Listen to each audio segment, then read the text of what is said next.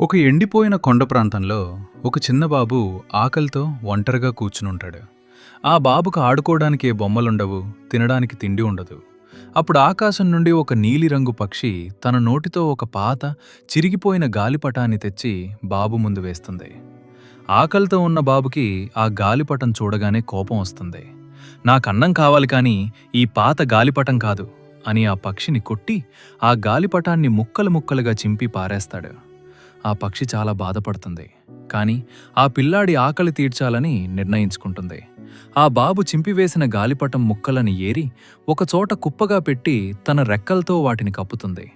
పక్షి కళ్ళ నుండి కన్నీరు ఆ కాగితం ముక్కలపై పడగానే అక్కడ ఒక అద్భుతం జరుగుతుంది. ఆ చిరిగిన కాగితం ముక్కల నుండి ఒక భోజనాల చెట్టు మొలుస్తుంది. ఆ చెట్టుకు కొమ్మలకు పండ్లకు బదులుగా రంగురంగుల టిఫిన్ బాక్సులు, వేడివేడి ఆహారం ఉన్న పొట్లాలు వేలాడుతూ ఉంటాయి. ఆ పక్షి ఒక పొట్లాన్ని కిందకు దించి బాబుకిస్తుంది.